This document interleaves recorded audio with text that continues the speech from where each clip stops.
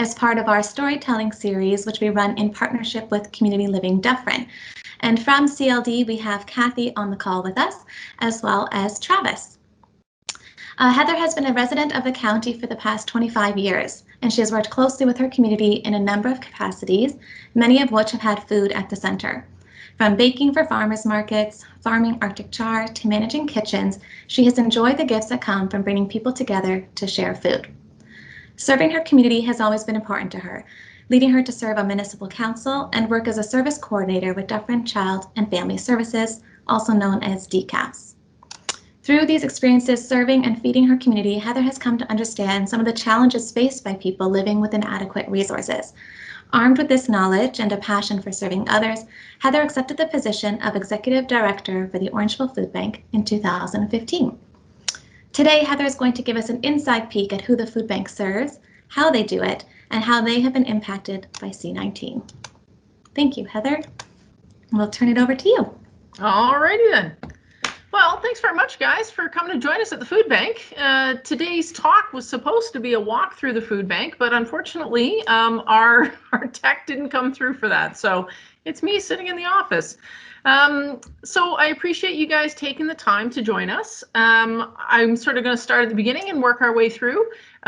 So who are we? Well, we're the Orangeville Food Bank. We are an emergency food provider within the town of Orangeville and a bit outside the surrounding areas. We provide emergency food, so about 2 weeks worth of food every second week to people who access the food bank. We were started 28 years ago by 4 lovely ladies who saw a need in their community and decided they had to do something about it. So they continued to keep that up, and the community has continued to support them for the last 28 years here at the food bank. Prior to COVID, which is a strange year for any of us, but prior to that, the food bank was supported. In fact, last year, 97% of our support came through community donations.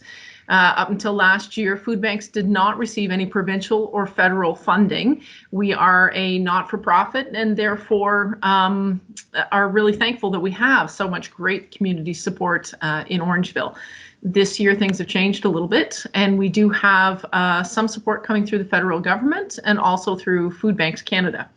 So we have a provincial organization known as Feed Ontario. It used to be the Ontario Association of Food Banks, as well as a national organization, which is Food Banks Canada. Because we are part of them, it comes with lots of great things, but it also comes with some responsibilities as well. And so we are following their safe food handling guidelines here at the food bank. We think that's really important. We want to make sure that all the food that we distribute out to individuals is safe and appropriate. So we're really thankful that we've got that kind of community support. And so I think most of you understand that we feed people. That is our mission here at the food bank. But I'm not sure that everybody understands how we feed people. So prior to COVID-19, so that would have been March of this year, we were a shopping-based model food bank, which means that people could come into our food bank and shop like you guys shop for what you guys need at the grocery store. Points were given to people based on how many people were in their family, and they used those points like you'd use dollars at a grocery store. So they would come in, they could spend their points any way that they chose. They could come in and spend all 50 points or 100 points or 120, whatever their family had in one go, or they could do it like we all do it, which is a little bit every week and pick up what you need and that kind of thing. And then, of course, COVID descended on us. And in March, we quickly changed the way that we did business. We wanted to make sure that we kept our volunteers safe and our clients safe. And so we quickly changed to a drive-through method, which means that people would either drive up to the food bank or walk up, and we would take their order. Volunteers would fill that order quickly, and then they'd go and pick up their order at the other side of the food bank and head off. And as many of you know, we used to rent a building at 25 Centennial, which we had been there for many years. But we had outgrown that space. And as COVID shut things down, we had lots of community partners come on board and formed the Dufferin Food Share. So for a while, the Lighthouse, Salvation Army, St. Vincent de Paul, St. Mark's, the Children's Foundation of Guelph Wellington, Westminster United, as well as the cafe, all of those groups came together, and we decided that it was really important, and to keep people safe, we wanted to have one place for people to access food. What you may not know is that if you have few resources, you actually have to go to many different organizations in order to keep yourself fed in a month. It may take you going out a couple of times a week and getting maybe a couple of canned goods here and a little bit over here and a little bit over there. No one organization was able to provide all the food that a person would need. So we wanted to change that. We wanted to make sure that people had access to one sort of key point where they could just pick up their food and go. So with the kindness of the Salvation Army, New Hope Community Church, we actually used their space as they had become shut down in April, and the sanctuary became our warehouse for that food share, and the lobby became our drive-through. People would drive up, we'd take the orders, we'd fill them, and we'd pass the food out. And then thankfully we got ahead of that first wave. Things started to settle down, and in all of that craziness, we actually bought a building. We had been needing a building for many, many years. We had been looking, but the chances for commercial property coming up was really slim. There was a 0.9% vacancy rate for commercial property in Orangeville. So we were really thankful to have found this new building at 3 Commerce, which is literally directly across the road from where we used to be, behind the Georgian College. So we moved into this building in July 1st. We kept the drive-through model to keep people safe. People who are walking can still walk up to the food bank. And as of the beginning of December, they can actually come into the food bank and wait in a designated place with the 2 meters distance around them. Everybody is screened as they come into the food bank, but they can wait for their orders inside. It's very cold out there right now, and we want to make sure that people were protected. And the other thing that we've done during COVID is we've pivoted, and we've made sure that we actually have delivery. So we deliver food on Monday, Wednesdays, and Fridays to people who need it. So those would be people with mobility issues, or perhaps there's somebody who's had to quarantine or potentially has become sick, and we wanted to make sure that they got food. We do it in a very safe manner. We take the order over the phone. The food is dropped on their doorstep. But it's just another way that we can make sure that people in our community are well fed. So that talks about sort of what we did, what we do right now. But one of the other things that people may not know about is how we want to make sure that people can access food. So if you are somebody who perhaps doesn't have any teeth, because dental care is far down on the list for most people, there's not adequate funding for that. Maybe you don't have any teeth. We want to make sure that the food that we give you, you can actually eat. So we take that into consideration. Perhaps you are somebody who is celiac and can't tolerate gluten. Then we make sure that we've got the foods for you that are gluten-free. Maybe you're somebody who is has a challenge and you're homeless at this point. There isn't adequate housing in our community for everybody. So can we make sure that people have access to the foods that they need here at the food bank? So and individuals who are homeless would be able to come a couple of times a week, and we can give them a few pounds of food that is easily accessible for them. So things like that have pop tops, things that don't require refrigeration, things like a portable hand sanitizer, or maybe it's a toothbrush and toothpaste, that sort of thing, granola bars, sort of dense, nutrient-rich foods that will get them through. The other challenge that people have is if you live in a rooming house right now, you probably don't have access to a stove. We have one individual who uses a kettle for all of their food because microwave isn't possible or any of those pieces. So we always want to make sure that the food that we have here is accessible to people. It's one of the reasons why we sort of talk a lot about chickpeas and lentils here at the food bank. People are sure that chickpeas and lentils will solve world hunger, and in lots of places they will. The challenge with those If you're not used to eating them, it's very difficult to convince the rest of your family to eat them, for one. In order to make chickpeas and lentils taste good, from my experience, you kind of have to start off with a few things. You need some kind of fat to cook them in to start them off with. You definitely need spice, and you probably need a couple of other condiments that go with them in order to make them taste good or to make a meal out of them. And those are things that a lot of people don't have. If you had a choice between a $4 pizza and $4 worth of oregano, you're taking the $4 pizza because you can eat that, and you also know that anybody else around you is probably going to be able to eat the $4 pizza too. So when we think about food here at the food bank, there's sort of food hits the top here, and then we move on to hygiene items. They're below food. If you can't afford food, hygiene falls below that. So at this food bank, we guarantee that we have feminine hygiene products, thanks to the 100 Women Who Care, as well as toilet paper, toothbrush, toothpaste, soap, shampoo, those kinds of things. Those are guaranteed items here at the food bank. And then if you didn't have money for hygiene, cleaning supplies falls even farther below that. And so we want to make sure that we have those kinds of items. It's not a guarantee, but we try hard to make sure we have things like laundry soap and dish soap in stock. And then when it comes to food, we want to make sure that we have the right kinds of food here at the food bank. So things like, we guarantee milk and eggs here at the food bank. And by no means are we solving the hunger problem that we have in our community. So right now, even though we've increased the amount of milk that we provide to people, at this point, we still can only give 3 liters of milk to a child per month. If any of you have had teenagers, some days that's a day's worth of milk, not a month's worth of milk. But we do guarantee milk and eggs here at the food bank. We do guarantee 10 to 12 different kinds of fresh fruits and vegetables.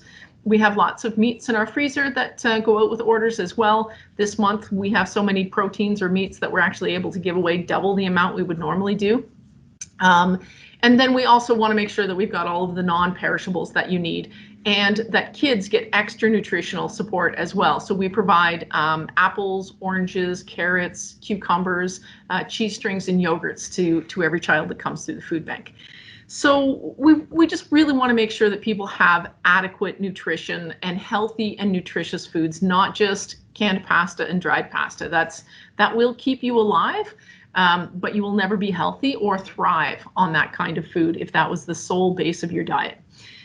As an example of that, we actually had one particular individual let us know that they had been eating a bowl of cereal for every day for a year, but we're very, very thankful that they just had rent and hydro paid for. Well, in our books, yes, you're fed, but you're not well fed, and you're not. We're not supporting your nutritional needs. So we're very happy to be able to support that person with a lot more, with fresh fruits and vegetables and proteins. So where do we distribute food? So here at the food bank, anybody who comes through our front door, I don't care if you're from Timbuktu, it does not matter to me. We will always feed you the first time, and then we'll give you the resources for your food bank in your area.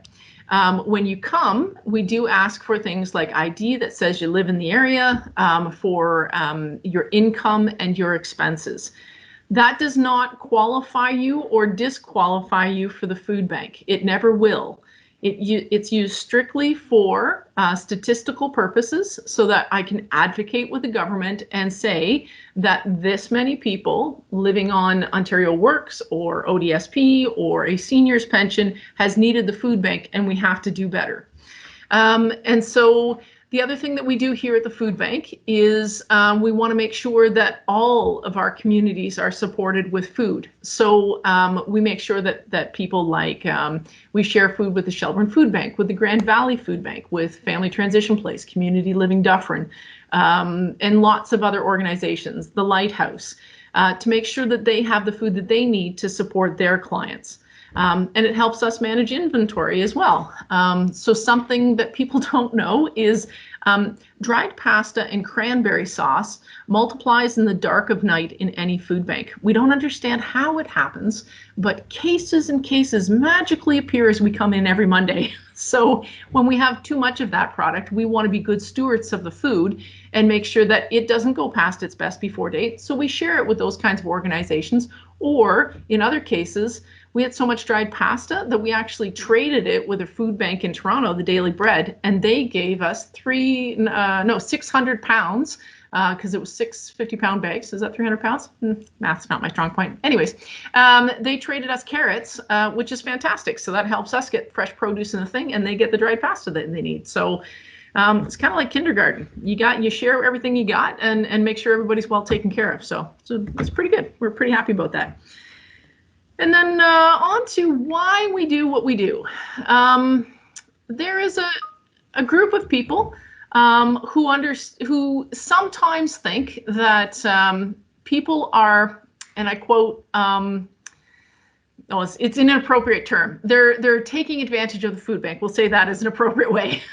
And I say that's not true. As my father would say, horse buckies.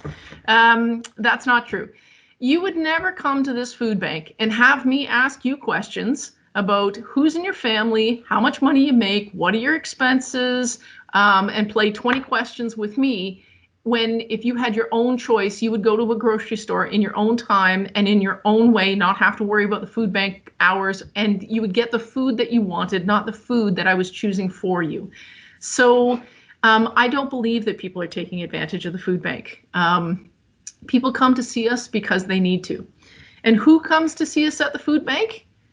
Everybody you know comes to see us at the food bank. I'm going to bet dollars to donuts that you have friends, you have neighbors, and you have family who has had to use the food bank. But people don't want to talk about that because it's a tough thing to tell people that you needed help. None of us like to do that at all. But the cars that you see walking through or driving through the food bank here, they're cars with expensive symbols on the front of them. I do have BMWs that come through the food bank. I do have Audis and that kind of thing. But the challenge with turning people away based solely on their income is you have no idea what's going on behind those doors. You don't understand what the debt level is. You don't understand if there are kids in that family who are medically fragile and all the money is going to take care of them because the government does not provide enough for that. You don't understand if they've recently gone bankrupt, they've lost their business. You don't get to give back the car just because you can't afford to pay for it. You can give back the car, but you still have to pay for it. And now you don't have a way to get food, to get to your next job, to get kids to appointments. So it's not who you think uses the food bank. And it is by the grace of whatever you believe in that we are lucky enough to come through the back door versus coming through the front door. Because that takes a tremendous amount of courage to come and say to somebody, I need help, and to answer those questions. So we always want to make sure that dignity is at the heart of our service here, because it's just really hard to come here. And I can't tell you how many times people have sat across or beside me and have had a really gut-destroying cry because they never ever thought that they would find themselves in the position of coming to the food bank. Whether that's a father who's got custody of his kids and he has just lost his job, whether that is somebody who's had to declare bankruptcy, maybe that's somebody who's just been denied long-term benefits and now has no money coming in at all. So it's a tough gig coming here to the food bank. But the upside is we see the absolute best of clients, volunteers, and donors who walk through the food bank. I have 130 volunteers that support the operations here at the food bank. Some of them are still staying at home right now because they've got secondary medical conditions that they want to take care of, and we want them to take care of themselves. But we have a core group of volunteers that support the operation here at the food bank. As an example, we move out of the food bank here, about 40,000 pounds of food moves out the doors every single month, which means 40,000 pounds has to be lifted numerous times in order to get it out the front door. So we've got volunteers who take care of that, who do the driving for us, who pack orders, who take care of our finance, who answer phones, who build forms, all kinds of wonderful things. We're so grateful for them. And then we have the donors who make sure that we can do what we do, who helped us with this new building so that we could double the floor space that we have here to be able to take in the food we needed to support people with. And to make sure that we have the cold storage that we need for that food. 50% of the food at the food bank that goes out our doors is fresh and perishable. That's how much we believe that good food will help people thrive and not just dried goods. So we're really thankful for that. And to sort of sum up what I'm saying, this food bank is it's near and dear to my heart. It's near and dear to a lot of people's hearts here in the community. We do fantastic work, but all of you do fantastic work too, because you're listening to what we have to say. You're talking about what it is that we do here at the food bank, and community builds on community. And we always make sure that we take care of each other. It is fantastic to live in a community where you can pick up the phone and need help for somebody, and the answer that comes back is absolutely, what can we do to help? So it is a blessing to live in a community like this, to have a community-driven service like this that does so much good. So I'm open for questions. Thank you very much for listening to what I have to talk about, and we can go from there. Thank you so much, Heather, for taking the time out of what I know is an extremely busy day for you every day at the food bank to share this with us. I was listening to CBC, or I just caught the end of it recently, and I'll just share this while some questions are coming through. And they were announcing that the food banks in Canada have been running for, I think it was 40 years. But that it's not something that we should celebrate, because we need to be finding a way to not need food banks in our communities, right? And like you said, ours has been in Orangeville, I think you said 28 years. Yeah. Just shocking numbers. It is, and we could get rid of, like, you guys could all put me out of business tomorrow if we started advocating for having a basic income. So when COVID hit, we saw our numbers go from 700 to 900 people a month. But when the CERB came in, we dropped down probably to 500 or 600 people in a month, because the CERB made sure that people had the money they needed to pay their bills. A basic income would take care of that. And it would also, if we had a housing benefit. So housing and money to pay your basic bills, those are the two things that would change what we do here, and would have us doing other things. That would be awesome. That's really good to know. So, people often ask how they can help, and I know that's a question coming through in the chat. And even just on our social media channels, not just sharing those images that the list of what you're needing at the food bank, but also getting in touch with our local politicians and everything we can do to advocate for that basic income, and that housing is super important. And that's why we'll continue to have these food banks unless we get to the root cause of the problem.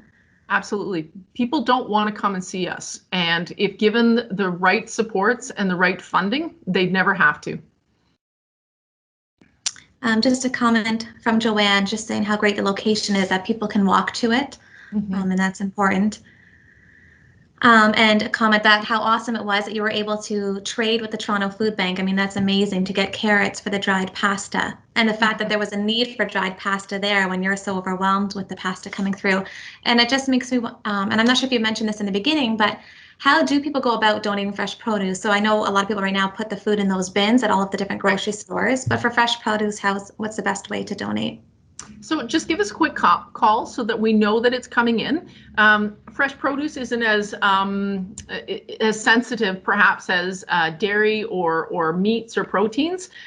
When we have donations like that, if you make the purchase, we just need it here to the food bank within 15 minutes of sensitive foods coming to the food bank, so that we know it's been handled safely and that sort of thing. But we'll take any of those donations. We absolutely love them. We're so thankful that we also have those donations coming in from the community gardens all through the summer. One of our listeners, Joe, has asked if you are still looking for volunteers, and if so, are there particular skills that you're in need of? We appreciate all of the volunteers that we have. It's such a great place to volunteer that we actually have another 60 people right now sitting on a wait list, waiting to come to the food bank. Wow. So if you're interested, please send us an email at volunteers@orangevillefoodbank.org, and we can put your name on that list. And as far as skills sets go, we're pretty, we'll take anybody. We'll take any skill set we can get our hands on, because all skills are valuable here at the food bank to help us with what we do. Joanne, another listener, has commented, "Thank you for sharing with us. My homeschool grade 4 had just been asking about the food bank when this opportunity came up. So we are learning a lot and have a lot to discuss now." They said, Awesome. thank you. Good And job. they're also asking if you take gift cards. We absolutely do, Joe. Thank you very much. Because when we have the gift cards, it means we can go out and buy the things that we need, like the milk and eggs, fresh fruits and vegetables, and those kinds of things. So enjoy the homeschooling. I had the privilege of homeschooling my 2 boys, Connor and Liam, for about 6 years, and it was quite a privilege. So good job. Good job. You mentioned the Lighthouse a couple times in your talk, and I know in my own interactions with people in the community, not many people have heard of the Lighthouse or know about it. So maybe if you could just let everyone know what that is.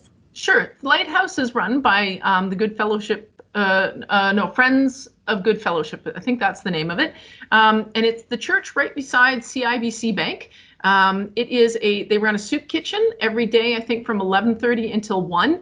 Anybody can go and have a hot meal. And there we go. Good friends. Thanks very much. And they have a hot meal for them that's free 5 days a week. So it is fantastic, and they do a great work there.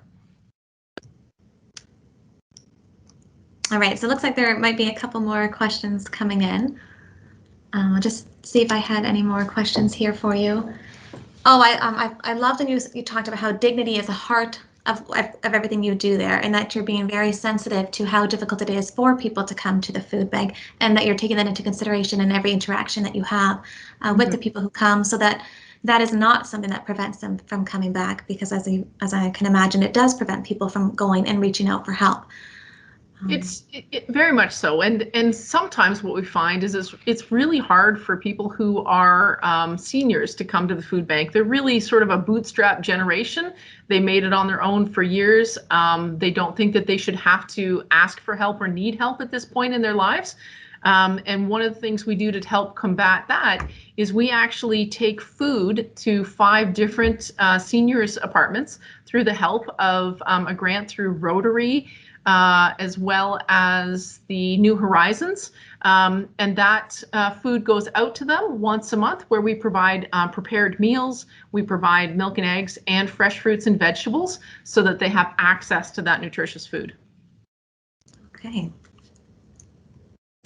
Linda has said, "I hope that low-income seniors living in Dufferin are getting information on the dental plans that are now available." Absolutely. So there certainly are these dental plans. If you've had to apply for them, they're not an easy thing to apply for. It's quite a process to get in there, and you would have to have somebody probably giving you a hand to apply for that. A lot of the challenges that people have with accessing any of these programs is you have to have Wi-Fi. You have to actually understand how to use a computer, because you're not going into an office these days to get any of those pieces. And maybe you need somebody to help you along that walk. It's really challenging. It's great that we have these programs, but we have to work on making sure that they're accessible to people and that they're easy to apply for. Because if it's not accessible, i.e. you don't have the skills to apply for the program, then it's not really a program after all. It's just a pot of money that looks good. Mm-hmm.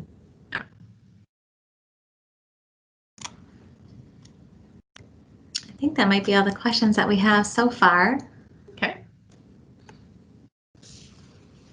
Things like hygiene and donating products like that, cleaning, those types of things, they can go in the bins at the grocery stores as well?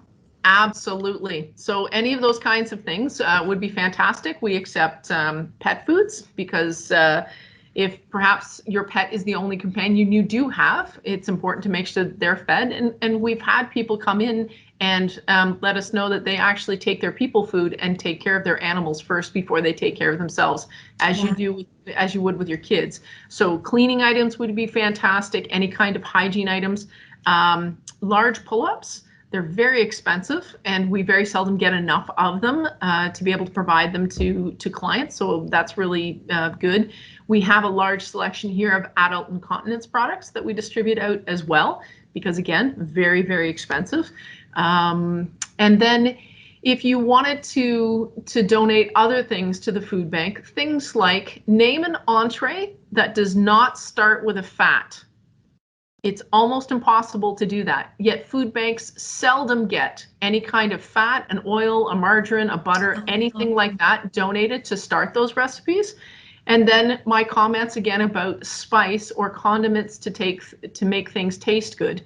So dried pasta, if any of you have struggled with food insecurity before in the past, after a while, you can only eat so many red things, right? And then it's done. And I've actually had moms say to me, it's not that I'm not grateful for the food, but I could not, or my kids won't eat another red thing. I have to do something different because it's an inexpensive thing, but it becomes overwhelming. So any kind of spice or things that would help make things taste good.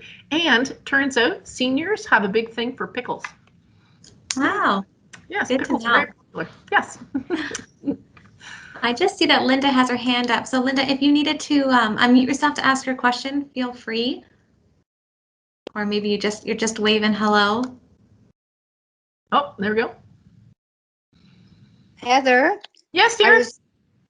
I was wondering if you're accepting donations dropped off at your location. Absolutely. So you can drop them off. We have a bin just inside the front door. We're not keeping it outside right now because when it's soggy outside, the food gets soggy. But the other thing that you can do is drop the food off at any grocery store in our area, and it will always find its way to the food bank. We have volunteers that go and pick that up on a regular basis. Thank you very much. Thank you, Linda. And just one final question from me. Right now, with the time of year being Christmas and everyone's giving, and I know the food banks are often flooded at this time of year with lots of different things. When is it that you're needing it the most throughout the year? I mean, of course, you're always needing it, but to just kind of balance out. So for food banks, probably our greatest time of need is sort of a little bit after Easter, following us through until September. That's a quiet time of the year. People don't often know that food banks between the months of September to December take in about 75% of everything they need for the whole year. That really has to carry us through. But for any not-for-profit, whether it's the food bank, family transition place, name it, the Lighthouse, doesn't matter. The best thing that you can do for them is to consider making a monthly donation. Even if it's $5, it's $10, because when we know that we have a certain amount of money that comes in monthly, it allows us to say, okay, so I've got this much money to take care of these expenses, the milk and eggs and that sort of thing. But it means that when this money comes in, I can make sure that I can do other things with this. That is the kindest thing that you can do. I've had the privilege of having two beautiful boys, but both of them have been ill in the past. And so as a family, we feel strongly about sick kids and about Headwaters and Sunnybrook. So we give on a monthly basis to them. So they'll always have the money that they need to take care of the people that they have, but then do planning. So if you had a choice to do anything, a monthly donation to your favorite charity, that makes a huge difference. All right, thank you. And thank you everyone for joining us today and for taking part in learning about not only our food bank, but our community and the needs within our community. I think that's so important that we are thinking about that throughout the year. Thank you so much.